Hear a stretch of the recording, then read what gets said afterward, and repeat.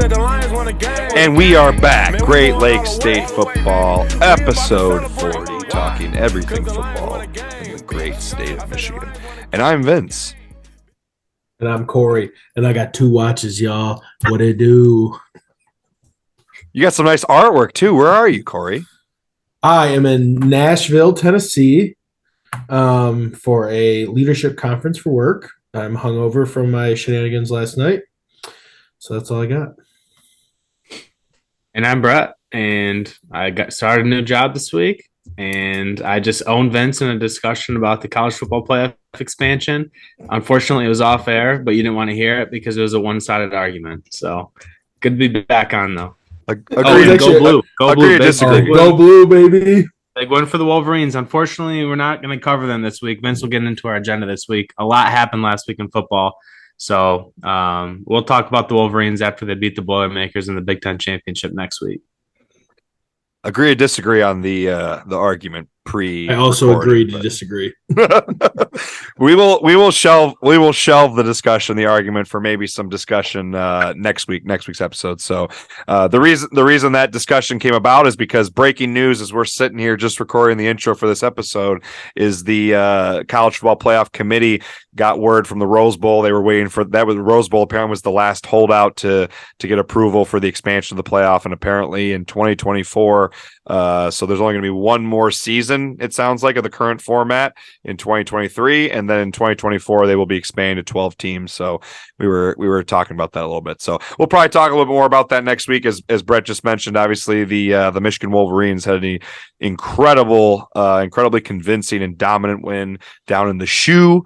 In Columbus over Ohio State, and we'll talk a little bit more about that game next week when we talk about the hopefully Big Ten championship victory by the Michigan Wolverines. As even though I'm a state fan, we want all of our state of Michigan teams doing well. I also think I should mention really quick, even though we're not talking college football, congrats to Eastern Michigan. They just finished their best season in 35 years, regardless of whether they win their bowl game. 8 wins for the first time since 1987, which that season they went 10-2 and won the MAC championship. They actually finished co-MAC. Are they West? Are they the West division? I always forget what the divisions are in the MAC. Are they the West? I think they're the MAC West. Whatever division. The MAC is separated like North and South, which is funny. Is it North and South? I thought it was East and West. No. It's East and West, but it's like if you think about the conference, there's right. It's vertical. Whatever division Eastern's, and I thought it was the West, but yeah, whatever division. They actually finished co-champs of that division, but the head-to-head went to Toledo, I believe, who's in the same division. So even though they had the same conference record as Toledo beat them head-to-head, so they get to go to Ford Field. But congrats, man. It'd be pretty sweet to see Eastern Michigan get to 9-4. I mean, they haven't won 8 games since 1987, and then they'd be 1 win away from matching that 10-2 record. So, and a reminder that they had the best recruiting class going into next year in the MAC. Yeah, I did see that in the MAC, or just in the state of Michigan for the MAC schools. I want to say they have the best recruiting class in the entire MAC, conference, but I'll fact check that. It's pretty sure it's in the MAC. And then they lost their starting quarterback, transferred back to Cincinnati at the start of this year. Impressive. Oh, really? Chris Creighton, man. Coach Creighton has those guys on the gray field, dominating on that gray field, that parking lot, doing well. I know we didn't really want to talk about college, but just got to give a huge congrats to Alma College. The Scots finished an outstanding season. Unfortunately, they got beat pretty handily by Aurora at home in the second round of the playoffs. But for them to go 11-0 to start the year, make it to the second round of the playoffs, a historic season, their first conference title in 18 years, their best season in school history at 11-1, and the first MIAA school from Michigan to make it to the second round of the playoffs since the 1994 Albion squad that won the whole thing, won the national title. So really impressive. Congrats to Alma.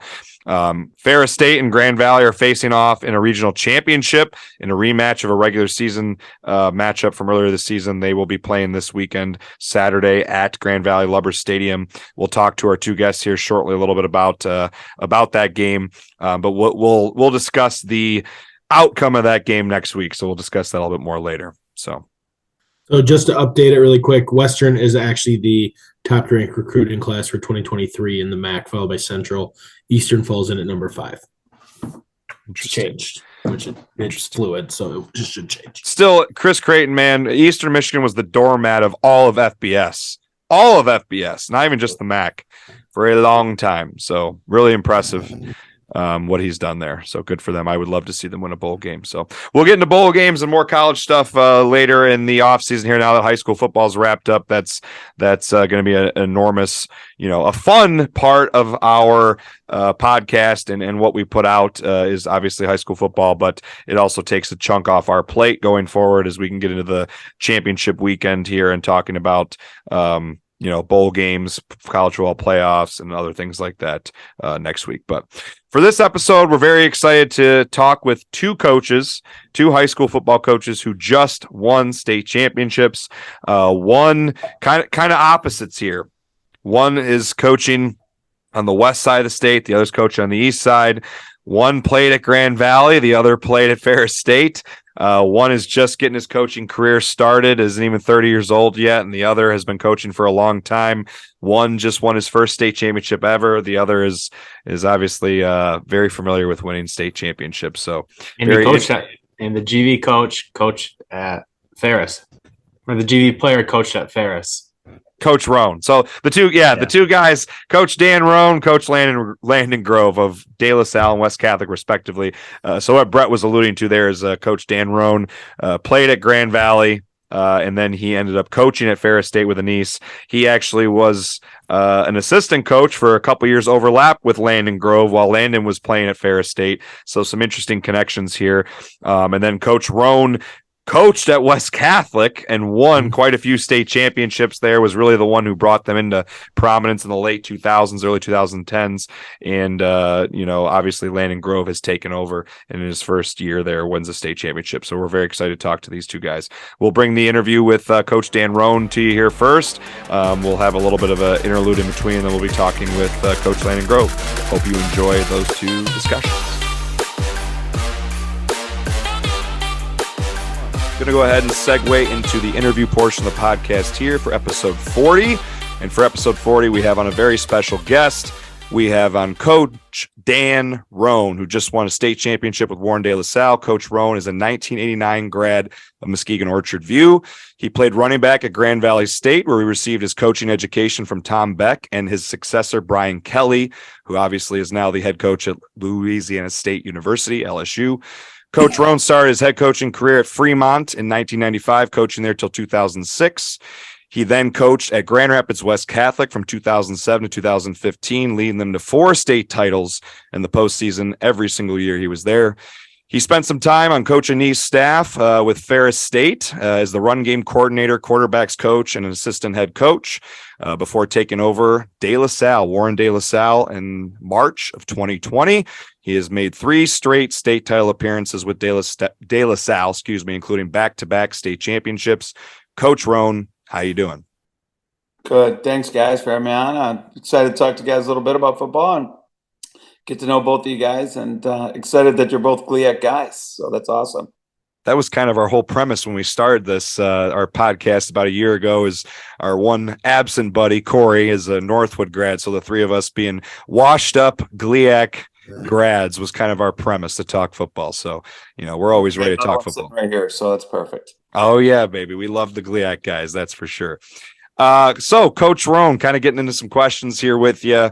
Obviously very exciting coming off a state championship this year, but kind of rewinding a little bit a year back. What was it like, or what was the goal coming into that off season after the 2021 state title run? Obviously going undefeated, a pretty dominating season last year.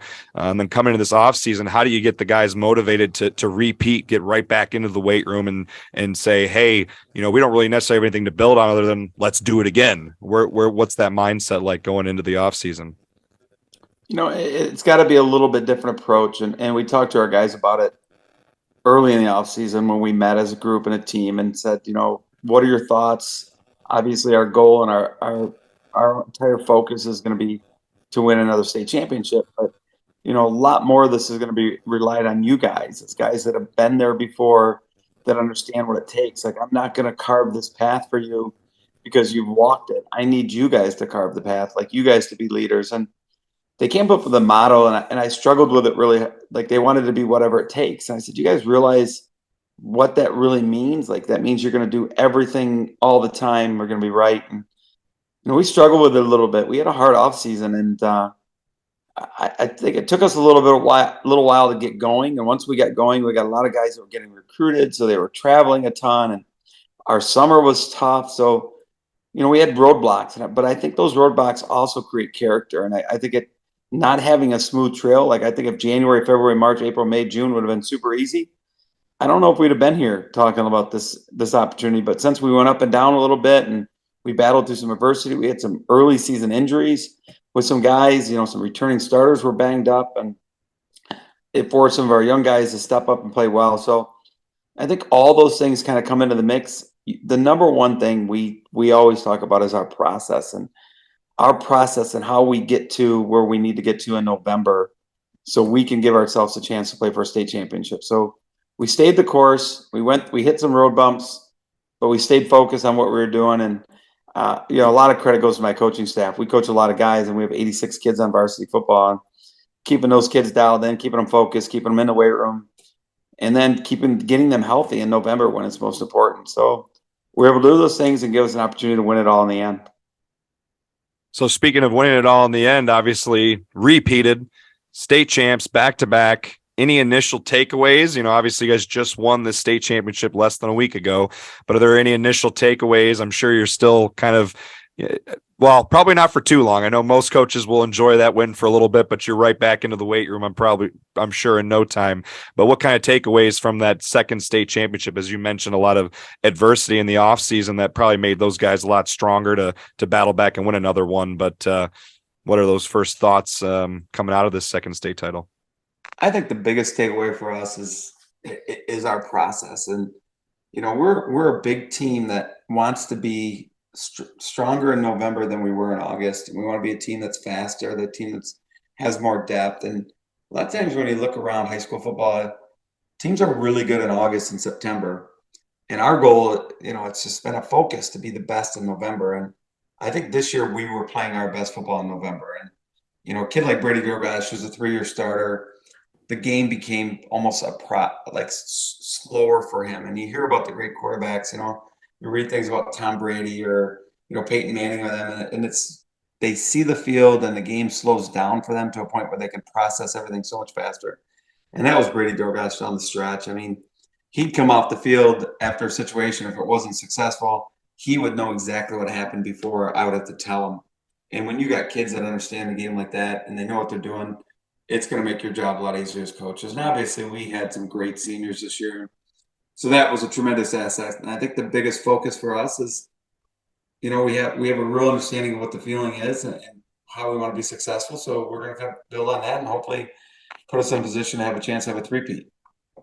Yeah, you're getting into elite company once you start to get to that third one, and even more elite company pushing to 4. And as your experience with winning, well, the fifth one at Grand Rapids West Catholic, was that right after you left when they won that fifth one? Yeah, that was my son's junior year. Okay. So yeah, it was.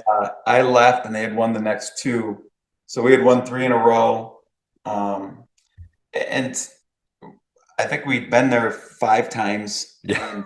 And won 4 my time at West, but we won 3 in a row. So it is, but it's also those extra practices and those opportunities. I mean, right. This senior class has played in 15 playoff games. That's almost 2 seasons. And so you talk about an opportunity to become a better football player. And, we do a lot of moving kids up and having them practice with us too. So, we got sophomores right now that'll be juniors next year that have 9 or 10 extra games under their belt. And so those really aren't juniors going into the season. Those kids are seniors going into the season. So that kind of helps us a lot too. Yeah, it's something that college coaches talk about a lot, where people kind of, poo-poo, some of those bowl games, like, oh, you made the Cheez-It Bowl. But a lot of those coaches will argue, but yeah, we just got all of our underclassmen a month or 2 months extra practice. So kind of a similar kind of concept there, getting a lot of those underclassmen, young guys, extra opportunities. Speaking of some of your players, obviously Brady Drogosh is one that I'm sure, his name gets brought up a lot, especially when you talk with media. But I really want to talk to you about wide receiver Tristan Nichols. As I mentioned to you before we started recording, I'm sitting here talking to you as a man who has a torn ACL, right now, and I tore an ACL playing college football. So I know what it's like to tear an ACL. It is not fun. It sucks. Tristan Nichols tears his ACL week 6 against Detroit Catholic Central.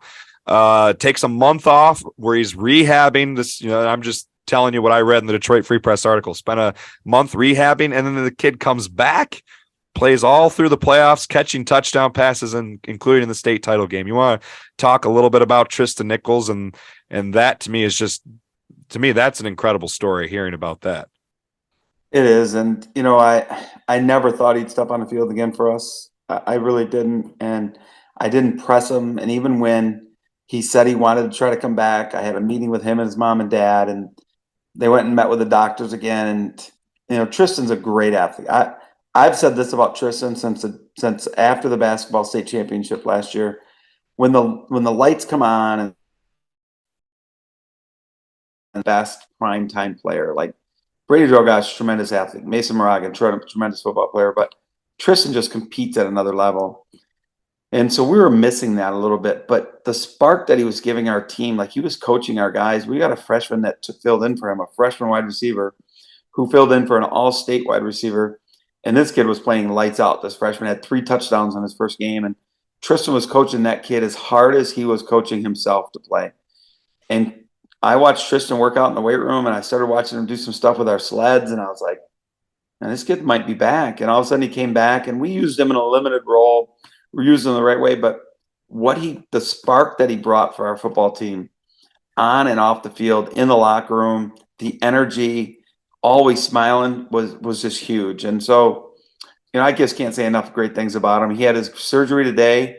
I just saw he posted a picture on Twitter in his living room is, Brady Drogosh, Mason Moragan, Jamari Allen, who's going to Central Michigan, the Jack Yanachek, who's going to probably be a preferred walk-on at Michigan State. Those guys were over in his living room this evening, and Tristan was trying to get his parents to let him go to the hockey game tonight because we were playing Orchard Lake, and he wants to be there supporting his brothers. And you just can't speak enough for the kids like that. And I'm so proud of Tristan, and I'm disappointed in some schools, especially some of the schools that we love, the GLIAC schools, who were really high recruiting this kid, and then all of a sudden he got hurt and they pulled a bunch of the money. That's ridiculous to me because they're missing out on, I think, one of the top football players in the state of Michigan on and off the field. And he's going to go and make a name for himself. He'll play probably not football in college, but he's going to play high-level basketball. And Tristan, I'm super excited for him. and I'm sure some people will be regretting when they see what he does. Wherever he ends up at, they'll regret that they passed him up, because that kind of heart, that's incredible. What an awesome story. I hope that he has a swift recovery and, continues to have a great career playing college athletics. Speaking of other players, obviously you just mentioned, Brady Drogosh was a 3-year starting quarterback, all-state quarterback, state championship quarterback, heck of a player, obviously one of the best players in the state this year, last couple years. Hard to replace a quarterback like that. Any outlook for next year? Anything you're willing to share in terms of, guys competing for that spot right now, or how do you and your staff feel about that position going into 2023? Yeah, we're excited. I mean, Brady obviously has been special. We wrote a lot of records and some great things for us. But it's funny, we talk about our quarterback room, and our quarterback room is pretty full, and we're pretty excited. We've got a junior, Dylan Trunda, who's really good. He's got a lot of reps. And he's going to compete with Sante Gasparino, who's only a sophomore, but was up on varsity all season long practicing with us. He had a little bit of a hamstring injury, which I actually think it helped his development because we didn't run him a ton. So he'd go down and play in JV games, and he'd throw the ball around all the time, get a lot of reps throwing the ball. So those two are probably, walking into the season, battling it out. But we've got a couple of freshmen that are really, really good, Lincoln Watkins and Anthony Patanti, who are both greats. So at one point, I think in the state championship game, we actually played 6 quarterbacks. 6 different kids got an opportunity, and those kids are going to come in and they're going to compete. They're going to have great off seasons because, we're heavily, run dominated quarterback led football team. And so we need one of those two to step up and take charge, and we'll just see how it plays out. Yeah, that sounds like a good problem to have. You took the words out of my mouth. Good problem to have when you got multiple, especially freshmen competing for the job, man. I'd be excited as a staff too, for sure. So kind of moving away, obviously we'd love to keep talking with you about this year's team, but we thought it'd be fun to throw in a couple extra questions here before, we wrap things up and let you go. As you got, I'm sure got to get prepped for the off season. Sounds like you're already working with, trying to figure out who's going to fill that quarterback spot. As a coach who spent a long time on the west side of the state, especially at Grand Rapids West Catholic, obviously tons of success there. What's it been like, going from the west side of the state to the east side of the state?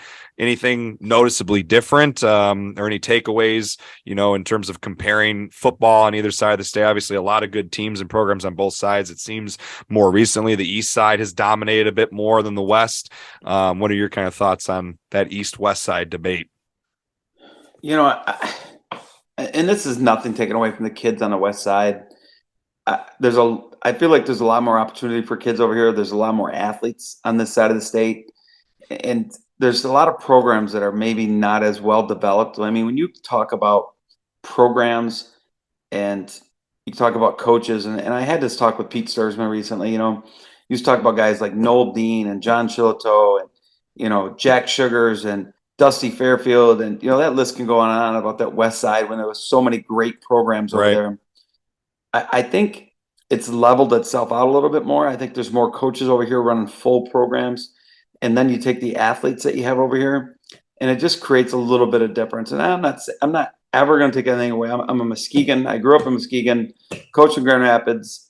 I know how good and how hard those kids play, but there's just so many kids over here and so many people. Yeah, to a lot more. So you have a tendency to have a lot bigger schools. And I mean, we played in the playoffs and we didn't travel longer than 10 minutes to play, or 12 miles was our furthest drive until we went to the state championship, which was only 17 miles.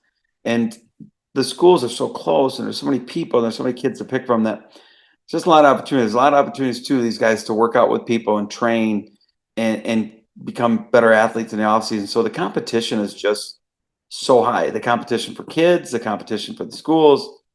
That's probably the biggest thing I noticed. The one thing that's a struggle is there isn't a lot of that camaraderie. There's not a lot of coaches that work together, like getting 7-on-7s. And I mean, I could run out of 7.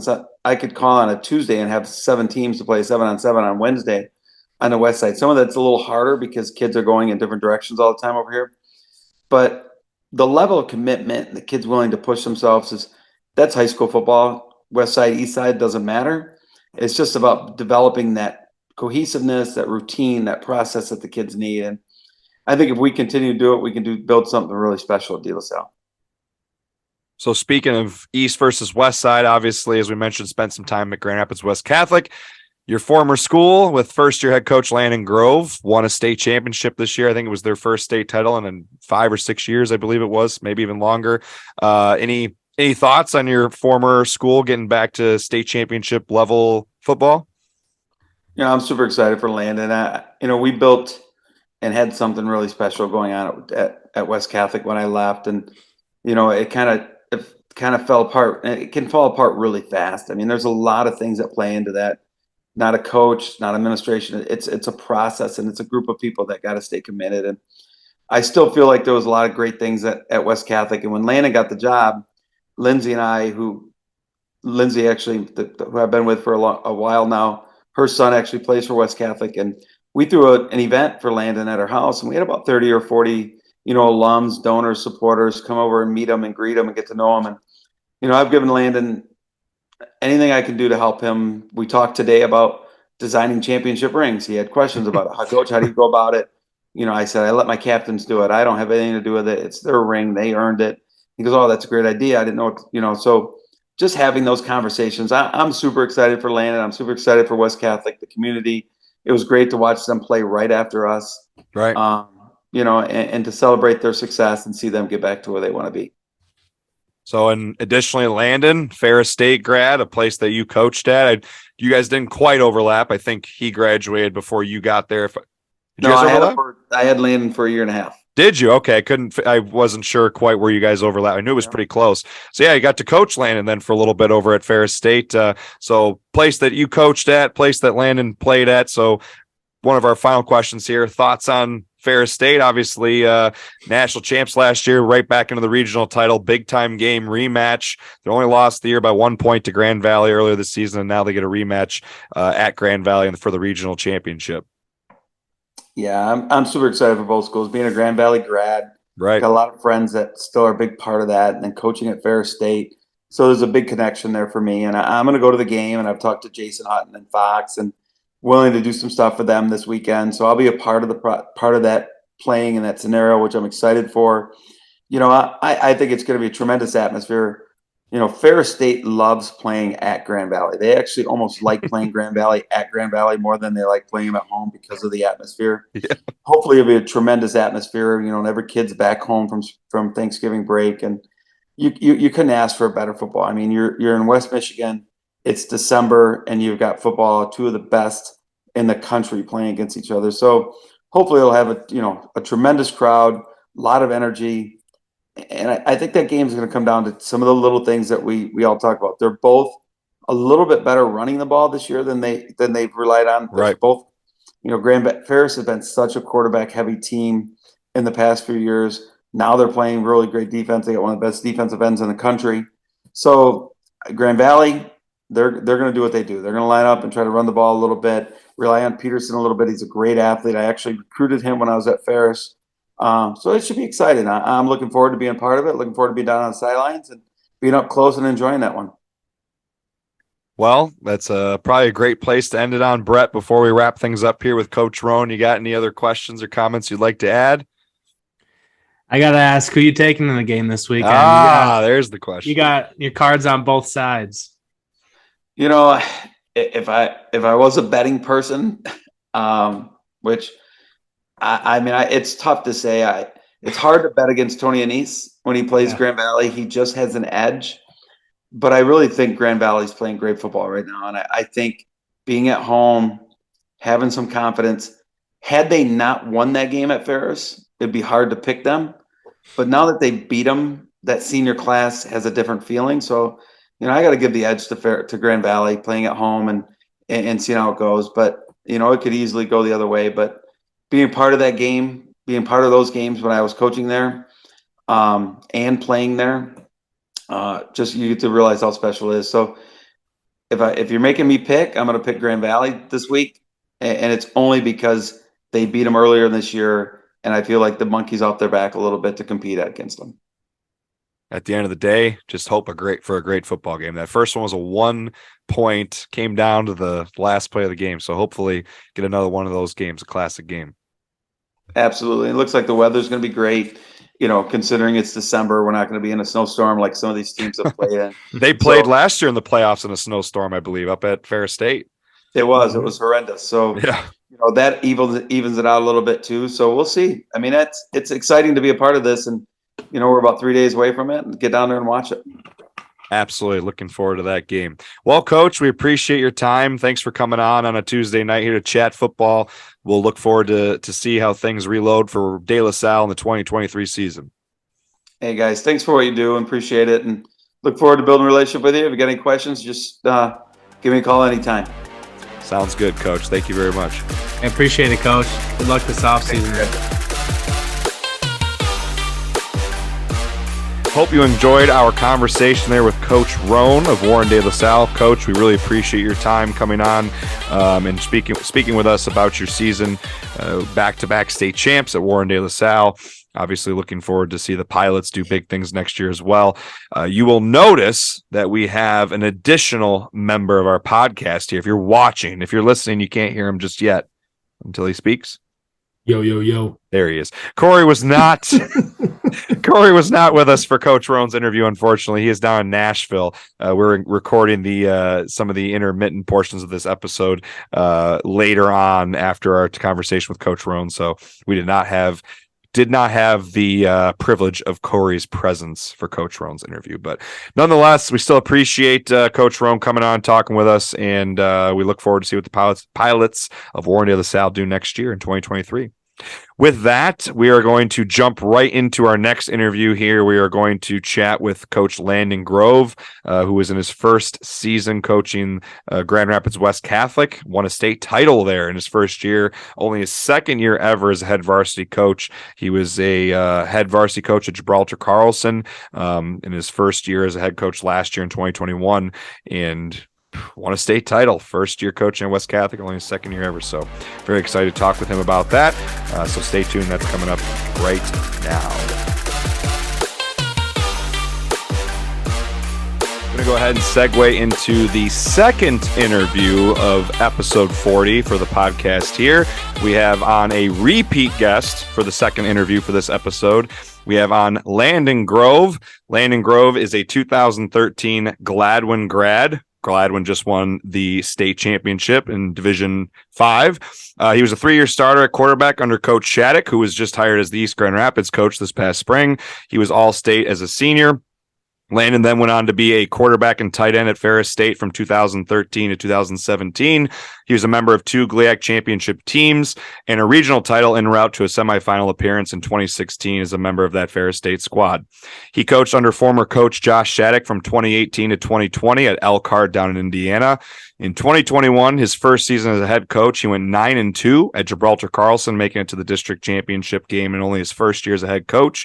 He was hired back into the spring by Grand Rapids West Catholic, in which time we had a nice chat and a great conversation with him. We'll have that episode linked in the description of this episode if you want to check out our conversation with Coach Grove from back in the spring.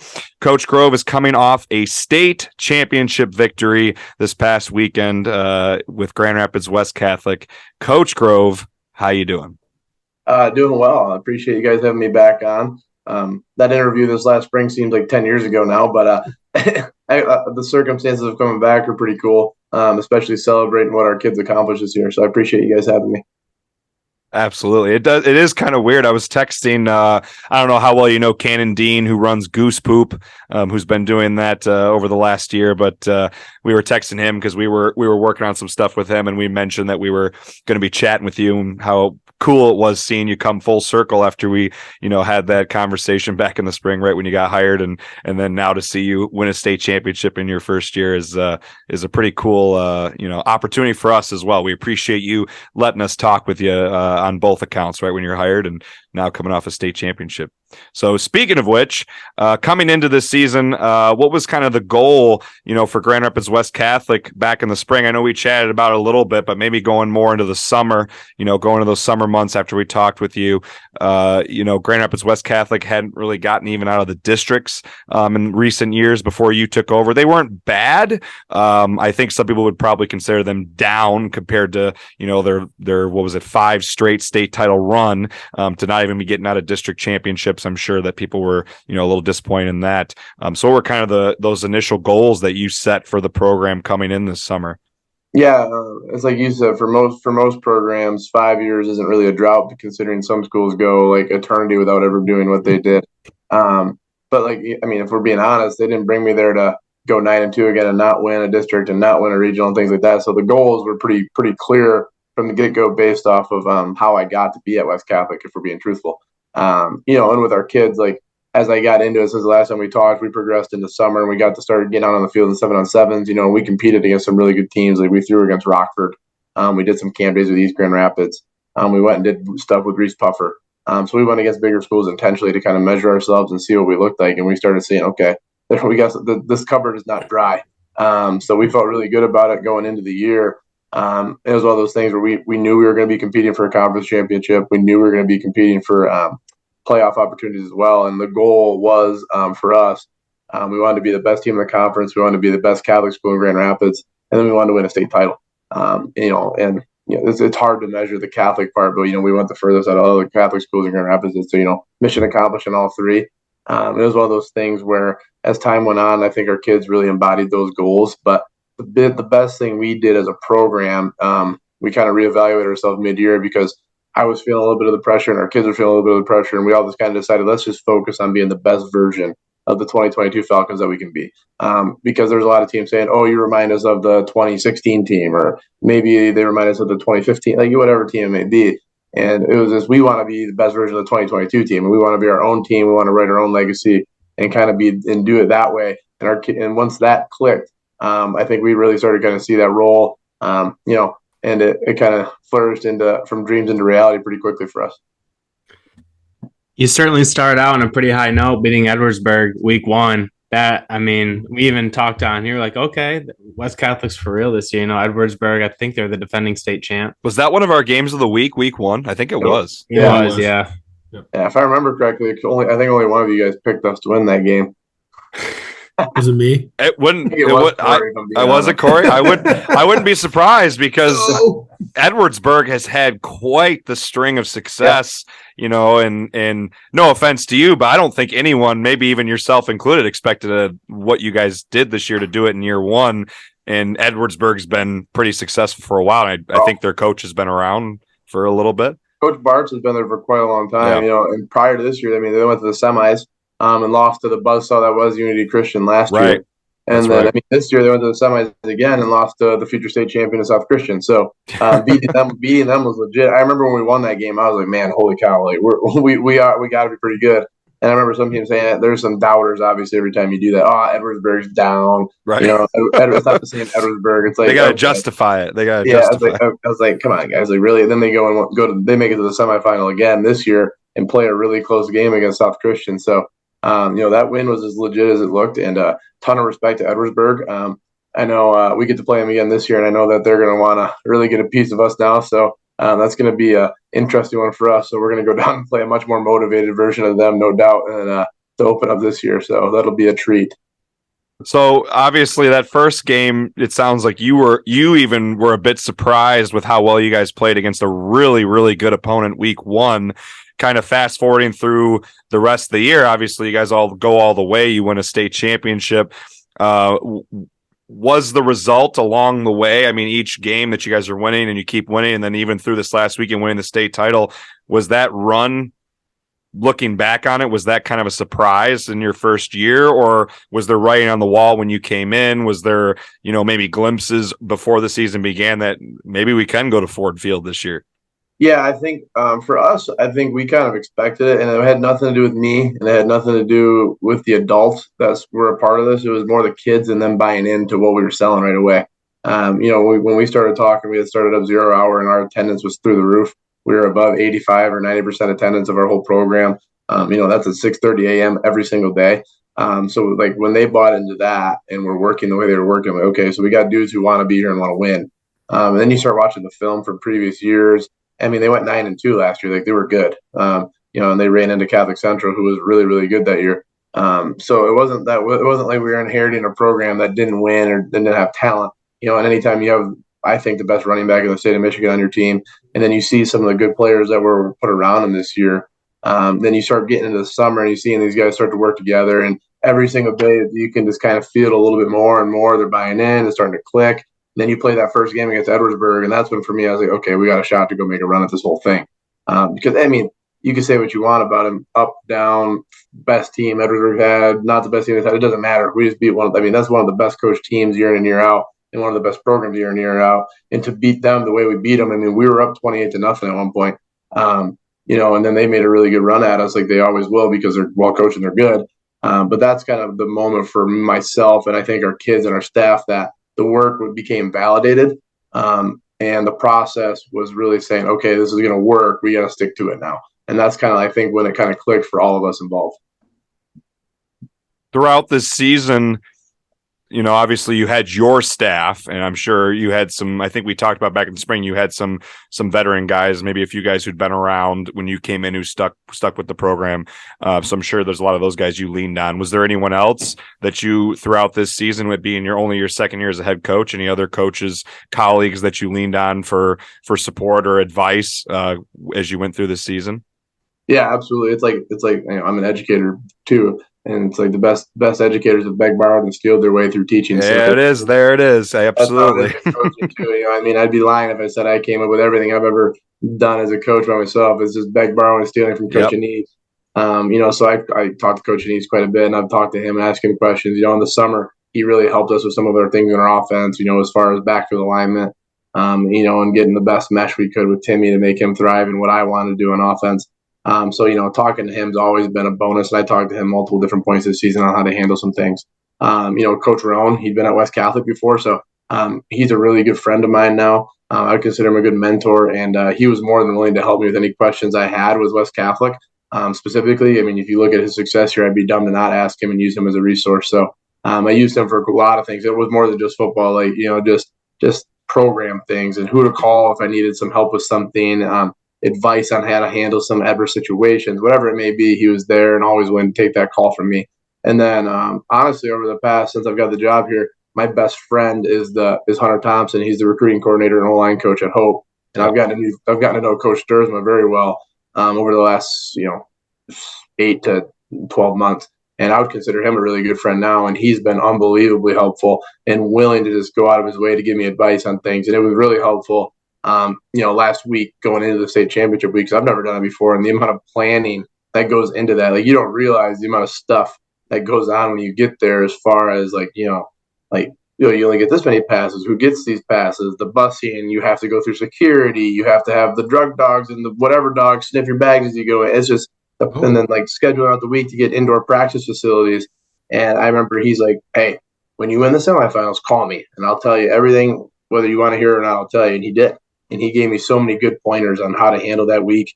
And the biggest thing was, and this will always stick with me, he was like, "Landon, this isn't Hoosiers. You're going to play in a football game, baby. You just go win." I was like, "Okay, that makes sense." So he really simplified it down for me, and he was so helpful. So yeah, those three guys helped a ton. And there's a lot of other people I've relied on through. Coach Shattuck I talk to like multiple times a week, and he's always been someone, if I have a question about running a program, he does an unbelievable job. East Grand Rapids is in as good of hands as they could possibly be right now with him. I would bounce ideas off him left and right too. So I've had a lot of people helping me. Like I said, beg, borrow, and steal, and make it as successful as you can.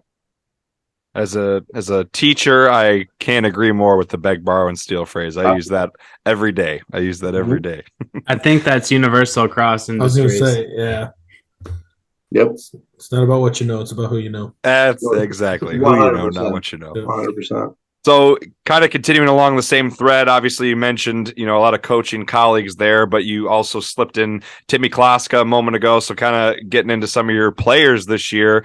You want to speak about them a little bit, but particularly Kloska obviously had an incredible year. I know that I think it was the MHSFCA All-State team that he got slighted. I thought there was some other outlets where he was slighted, especially considering quite the season that he had, a really incredible standout season.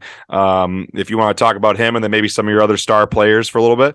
Yeah, I mean, Timmy's the best running back in the state, and I'll go to war on any whiteboard with anybody about that all night long if I have to. Nobody did what he did, and nobody dominated the way he did. As far as the MHFCA All-State team, I don't want to go too far into detail on that, but there's some adults who didn't want to include me on those voting, and we'll leave it at that. So that'll get addressed another time, but it's not for now. And it's unfortunately it got taken on our kids because Timmy is not the only one who got left off that list. So it's all good though. Our kids won a state championship, so they have that to hold instead. And we'll take that if we had to trade. But Timmy is the hardest working player I've ever coached. He is a kid who deserves everything he gets. I don't think he gets enough respect from other colleges, quite frankly. And Air Force was the first one to really pull the trigger on him and take a chance. And he's been loyal. He's committed to Air Force right now, isn't he? Air Force, yeah. Yep. So he's been loyal to Air Force since then because of that. And I respect him for that. And I hope he goes to Air Force and absolutely tears it up. But the thing is, he's had that offer for quite a bit. And he's extremely excited about that opportunity to go play Division I football. But his dream was to win a state championship at West Catholic. And he's dreamed about being the guy at West Catholic. And nobody loves winning and playing football for West Catholic more than Timmy Kloska. He watched his brothers play and win state championships. His dad's an alum. So it's in his blood. And that's the thing that I think that stuck out the most to me is his playoff run. I've never seen a kid more determined than I did over the 5 weeks of the playoffs than him. It's almost like he said, "We are not going to lose. I'm not going to get this is not going to happen."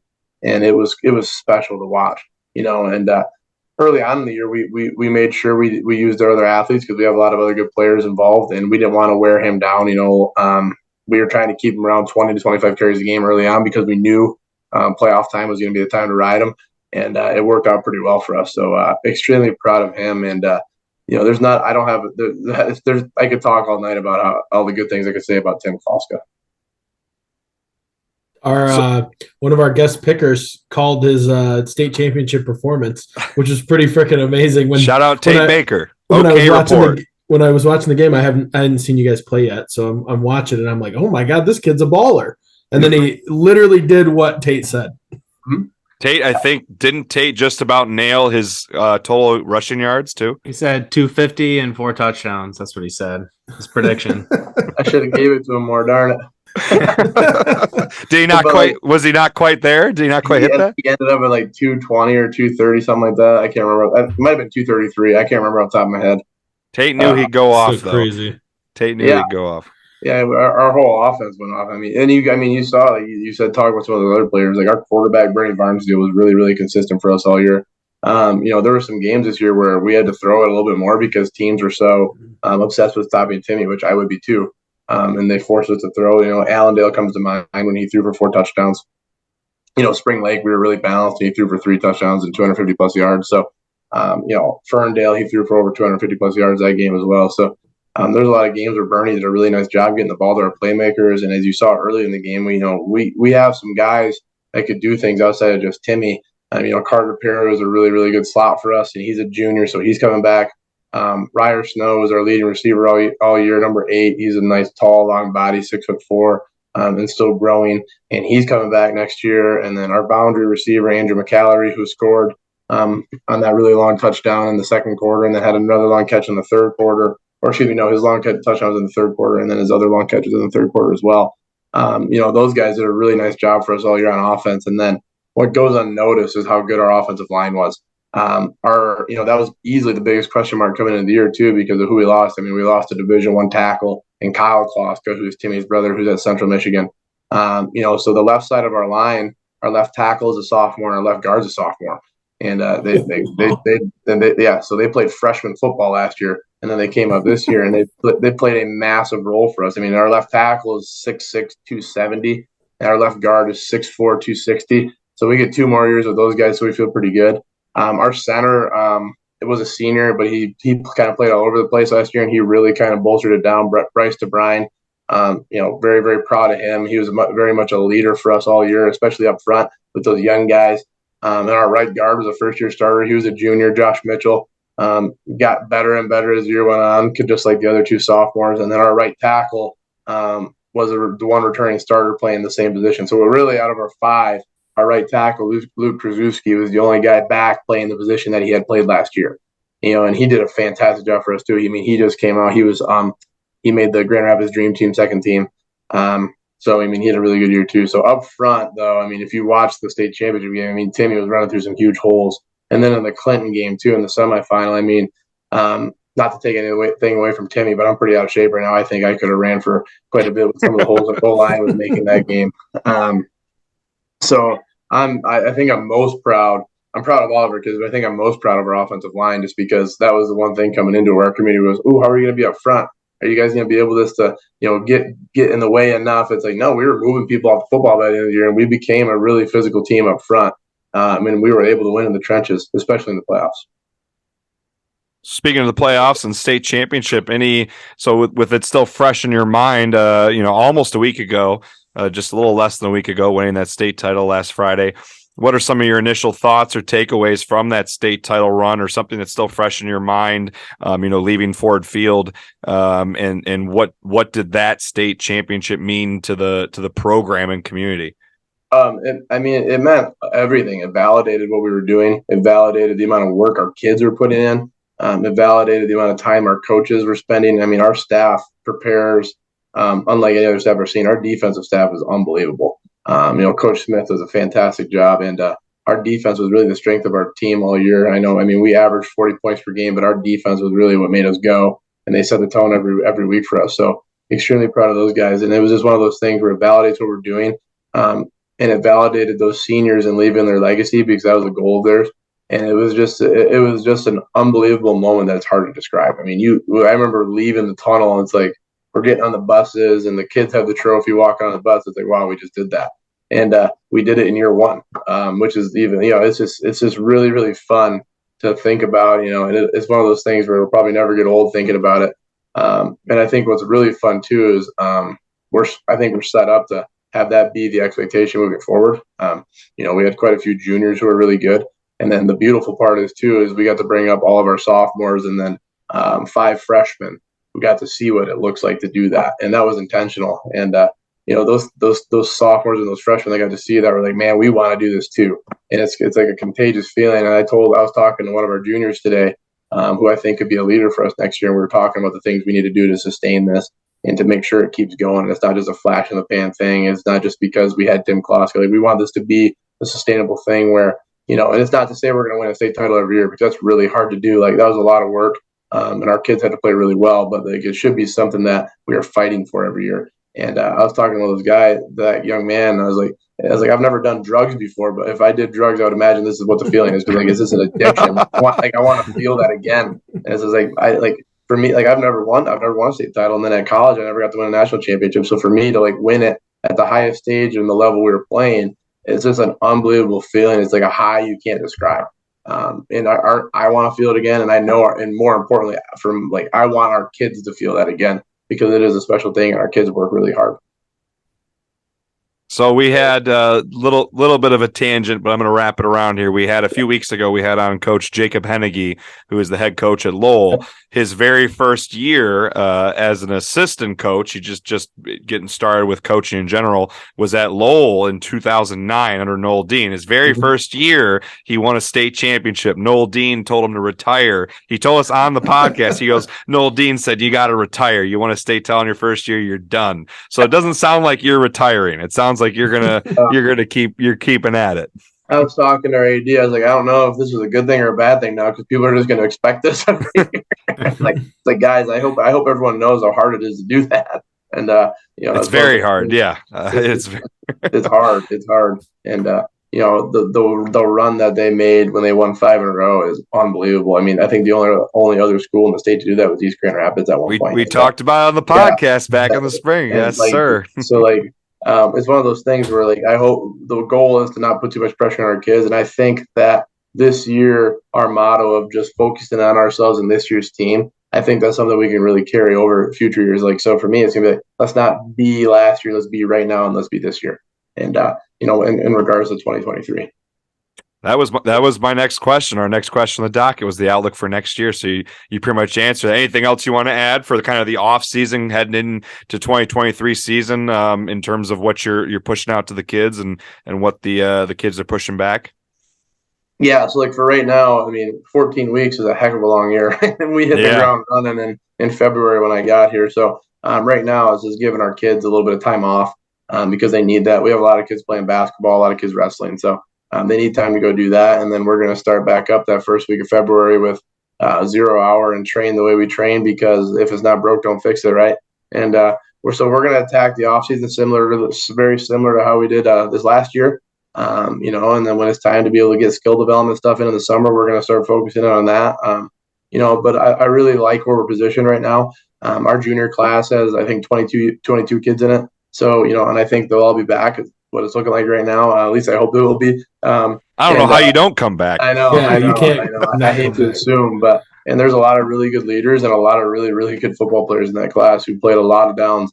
I think 7 of our 11 starters on offense were juniors or sophomores. So we got a lot coming back, and they've played downs. And I think the biggest advantage will be just comfortability within the system on both sides of the ball. This year they had to learn a new offense, a new defense, and an entirely new special team system for every phase of special teams. So when we go into that first practice, it'll be, okay, we already know this. Let's start playing and getting a little bit more creative and have some fun with it like we did the last, really starting in week 8 for us is when we started kind of really getting into our whole bag of our offense. And it showed in the playoffs. And it's going to be fun for these guys to start with that from day one with the base knowledge they already have. And, and the way we practiced, all of our young kids know the base offense. So it should be a really fun start. And then vice versa with defense. I'm really, really excited for our young men that had a really good experience to come back and see how they have blossomed and developed under Coach Smith and their scheme as well. like you said, you make this playoff run. So like teams all over the state bring these freshmen, sophomores up for the playoffs. And granted, it's normally 1 week, maybe 2 weeks, but to get them for 5 additional weeks is like almost a season. Yeah. And I remember when we did it as a staff, because there was going to be time in practice where, because typically those guys who come up, they play scout team, right? Yeah. But for us, it's like, for me, I was like, when they're not playing scout team, let's utilize this time as skill development. Like for me, how long is a college football spring practice? Like 15 practices. Well, in a football week, you do 3 really hard practices and 1 walkthrough. 5 times 3, if you do 5 weeks, is 15. So for me, we try to equate it to like a spring ball where they're going to be around us. They're going to hear our system, hear our lingo, and get to really develop as varsity football players. And I told our sophomores that once the playoffs started, I'm like, hey, you guys are no longer JV players. You're varsity football players at West Catholic starting today. And I think that's extremely helpful. Those guys got to see it. They got to travel with us when we traveled. They got to see the intensity and see what our guys who were playing the whole year did for that to happen. And that's huge. It's a huge advantage for us moving forward. Brett and Kory, anything else you guys want to add or ask regarding Grand Rapids West Catholic? Thank you for joining us, Landon. Hell of a season. Crazy finish. Happy you guys brought home the championship. I appreciate it, man. Your guys' coverage is awesome. Love following your guys' coverage all year. It's been fun. More to come, too. We got some cool stuff we're doing this offseason. But no, successful year for you. Like you said, the bar is set high, but that's not always a bad thing. Yeah, there's worse problems to have, that's for sure. Yeah. Before we wrap things up, we would be remiss to not mention your Ferris State Bulldogs, your alma mater, on a run. Obviously, defending national champs in Division II. Their only blemish on their record currently was the 1-point loss at home to the number one team in the nation, Grand Valley. Ferris was the number 1 team, and Grand Valley was the number 2 team when they played at the time, which is incredible that the number 1, number 2 teams are in the same state, which is really cool for state of Michigan. 40 now miles they get apart. very close too, not very far apart, both on the west side of the state. So now their rematch is at Grand Valley. We talked with Coach Dan Rohn last night, who is a Grand Valley grad and coached at Ferris State. And I know that you guys overlapped for a little bit at Ferris State, and he was mentioning how Ferris State almost seems more comfortable playing at Grand Valley. I thought that was an interesting perspective on the rivalry, that they love Ferris State, and Anise gets the guys to embrace that exciting atmosphere. So any thoughts or predictions or anything you want to share going into that huge matchup in a couple days here? Well, really quickly, promoting the state of Michigan, can we talk about how awesome college football is in the state of Michigan right now? Absolutely. 4 teams at one point in time in Division II were ranked: Davenport, Saginaw Valley, Ferris, Grand Valley. Like, that's unbelievable.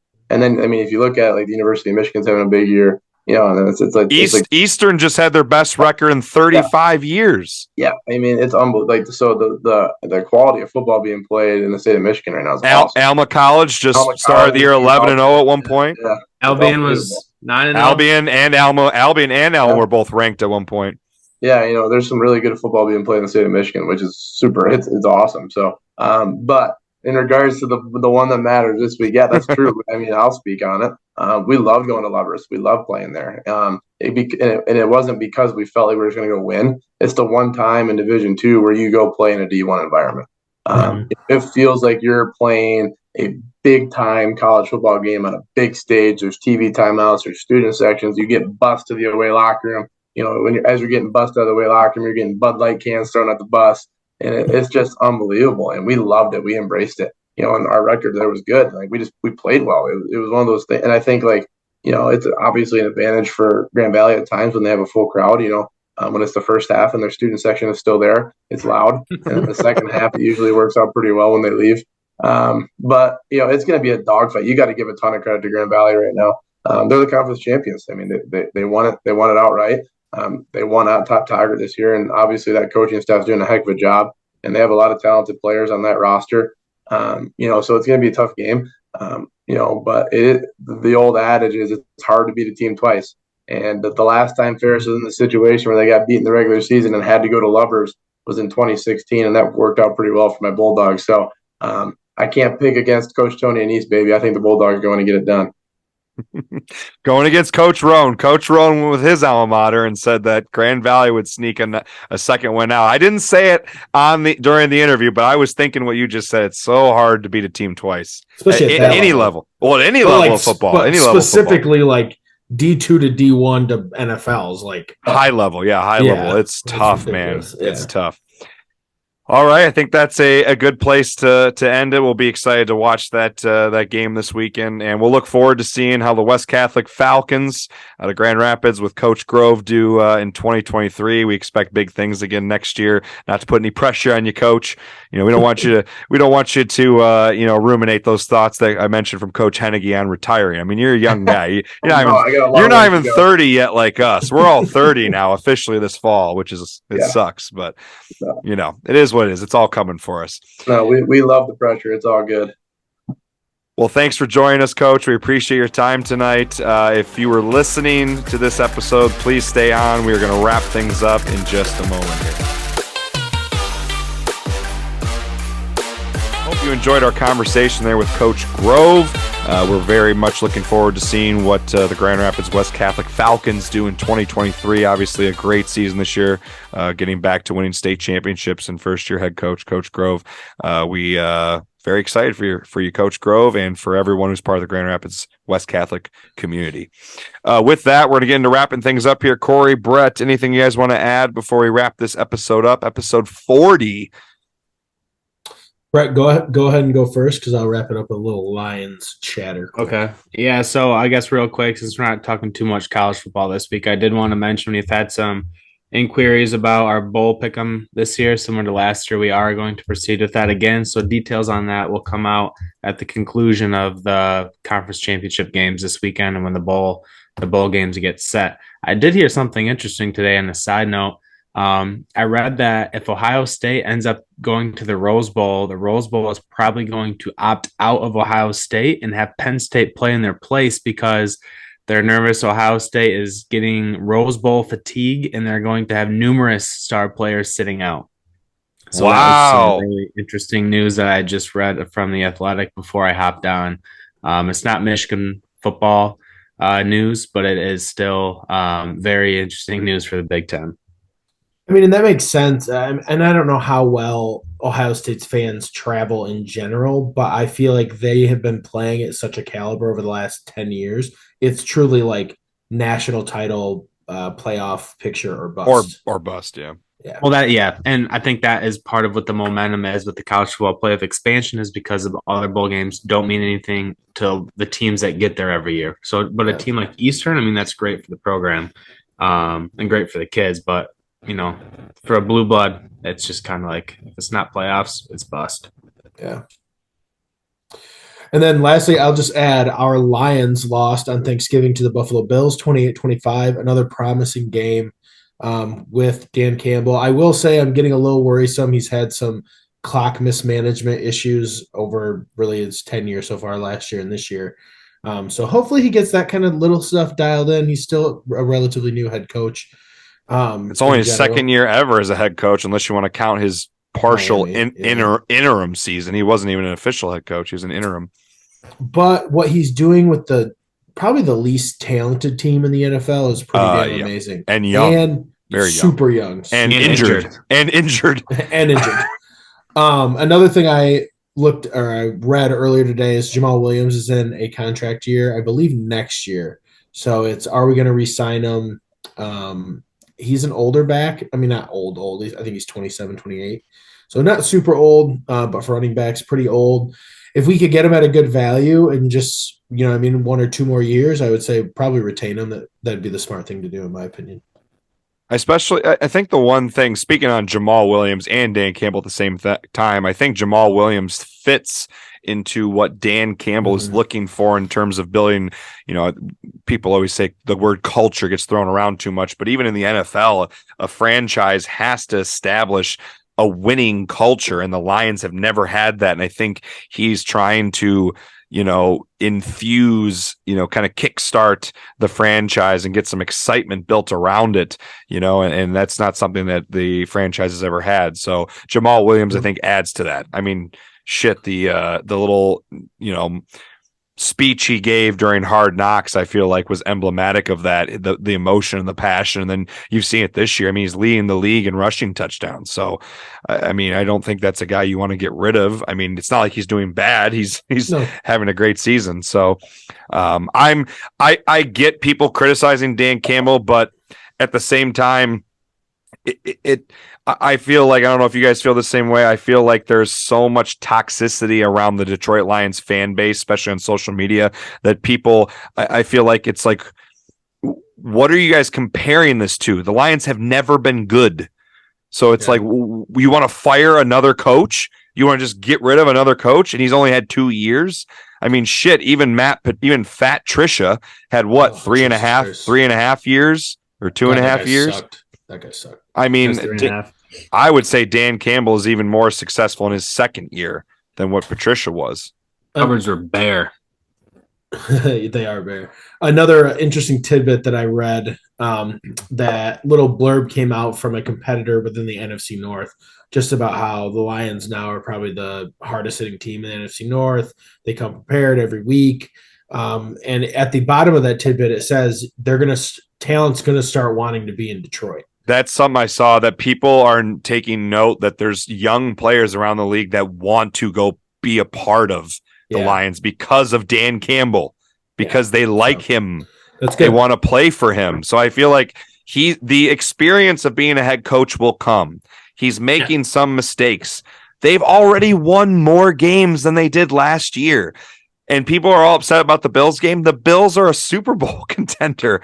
I mean, it'd been nice to see them win, but it's like just that they're competitive. They're competitive. They've won more games than last year with almost nothing. They're injured. They're young. They're inexperienced. No talent. We're so bad. And they've still won more games than last year. And I still think they're going to win. I said it back in August when we talked about preseason for Lions. I said, I think this team will at least double its wins. I would even project 7 to 8. Mm-hmm. They definitely can win 2 or 3 more games. Easily. The division, the Packers are on a downfall. The Bears aren't very good. The Vikings are selling out for this year. So next year, the year after, I mean, it's Lions to lose, honestly. Mm-hmm. I'm excited. I like Dan Campbell. I think is J-Mo going this week? Does anybody know? I don't know, but he's been practicing really him. well. I just read a blurb that Jared Goff is comparing his speed to Brandon Cook's little speed. So I will be at the game this weekend. Thank you, Mars, for the tickets. If he plays, I might go crazy. I might like fangirl. Well, if you do, make sure you do that live. Post something. You're painting your stomach for this game, right? Yes, with a giant. Do the truffle shuffle, baby. With a giant L. For loser. Yes. The Lions, baby. All right. I think with that, are we all set, guys, to wrap things up? Unless anyone has anything else to add here. Yeah, I just wanted to say one thing. Congrats, Kory. You missed about 25 minutes of the episode, but I believe you were profanity free for the first episode yet. And I get to eat some blazing I was just wings. going to say it. You took it out of my mouth. I was just going to add the last thing I was going to say is to end the episode on, it is official as a whistle. Kory lost our high school football picks.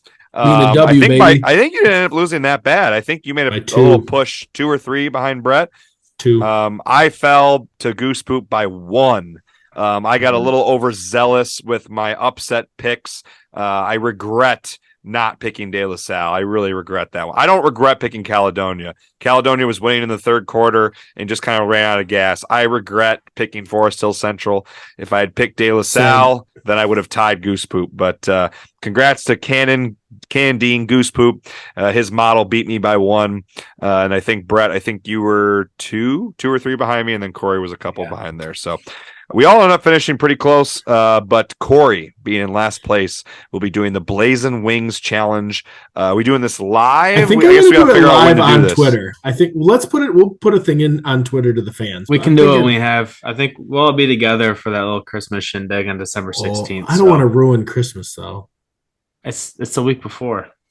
No, I know, but my nose is gonna be running, my eyes are gonna be running. I'm gonna touch one of your kids and their face is gonna melt off.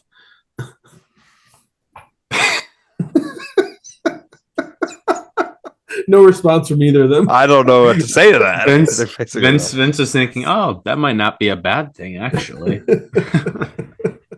All right. Well, with that, we'll talk more about that next week. Thank you so much for listening to episode 40. We're 10 away from 50, which is crazy. We're closing in on Big 5-0. If you enjoyed listening, please make sure you follow us on Twitter at GLSFBall. Check us out on Instagram at Great Lakes State Football. Find us on YouTube with the video version episodes of this podcast. Subscribe to us, Great Lakes State Football. Shoot us a like or comment on the videos over there. Add us to your library. If you're an audio listener, Spotify, Apple, all the podcast stores, make sure you drop us a 5-star review on those stores.